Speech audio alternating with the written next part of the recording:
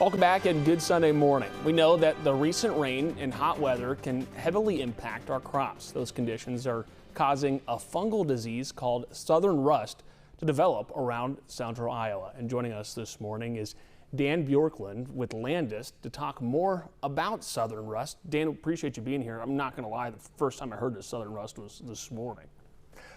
Thanks, Zach. You know, I've been an agronomist for 46 years, and I've only seen it 2 years this significantly, and it's been the last 2 years.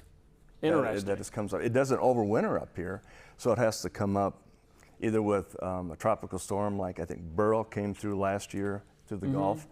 And this year, I think it came up with the strong southern winds over the 4th of July weekend.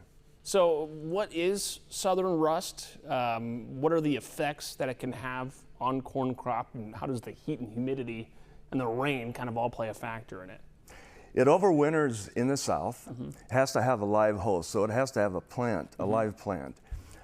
Some of the diseases that we deal with in Iowa will overwinter in the residue, but this one has to have a live host. So it originates in the south, and when they're done harvesting their corn, it goes to a host plant, waits till the next spring, their corn grows, you get a little bit of an outbreak there, and it's all up to the wind as far as how far it comes up here. One spore lands on a leaf, and I think I've got some where you can see just a few leaves here. That would be one spore on a wet leaf. It infects that leaf, then it gets active, and then it releases it. And the environment that it loves is warm and wet. So what we've been set up for here. For almost a perfect storm. What kind of damage does it cause to the corn here too, when it is up in the central Iowa area too? I know that there is a breakout in the Collins-Maxwell area we'll get to, but what damage does it cause to the crop?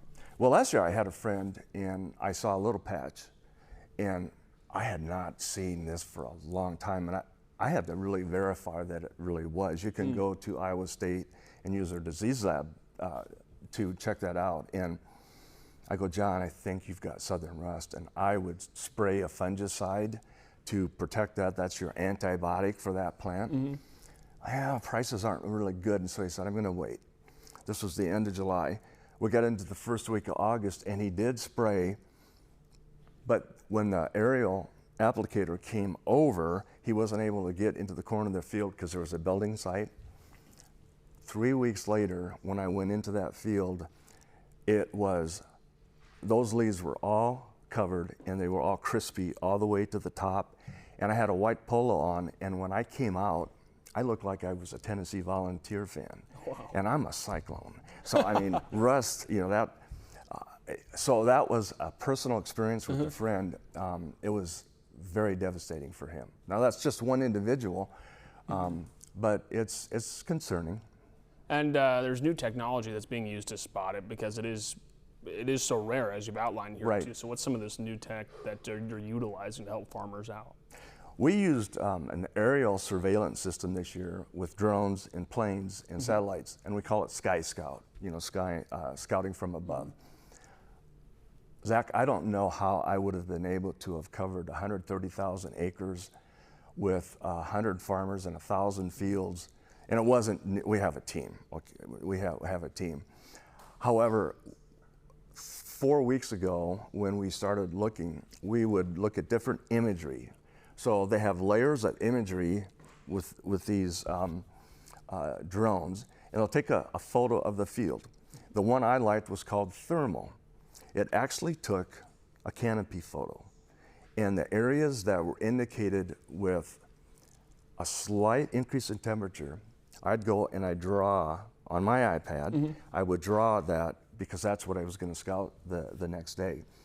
And what it indicated is, like a human being, when we get a temperature and go to the doctor and something is wrong, it was indicating that it doesn't tell you what disease is in there, but it tells you this plant is compromised.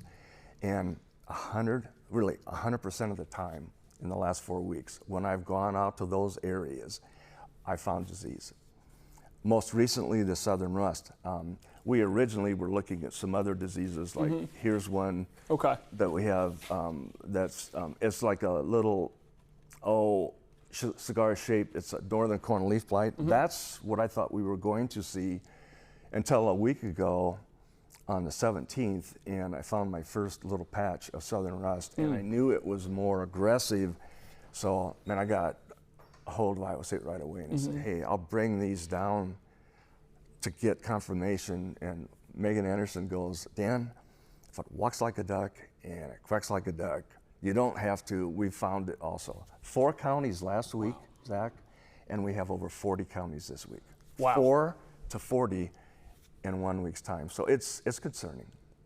I mean, it sounds like it. Kind of leading up to the last question here, too. What's the impact for the potential harvest season coming up, the potential impact, and what can farmers do to be proactive about it? As it seems like it's spreading around here quickly. Well, the big thing is we all know that, you know, corn production drives Iowa's agriculture. It's absolutely critical. And we for our economy, for whether you farm, whether you're in the city, that drives Iowa. So it's really important to take care of it.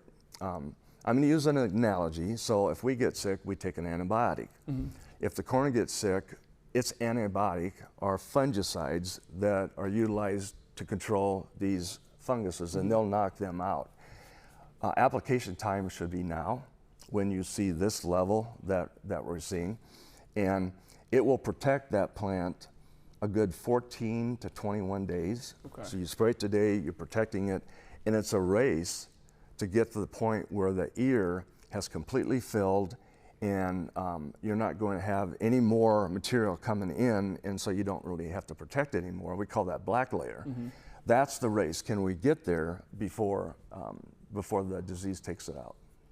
That's great to know. Dan, we appreciate you taking the time to join us this morning, educating us too. We'll have more information on our website a little later this morning for folks that want to learn more about southern rust. But thanks for taking the time. Appreciate it. Well, and I could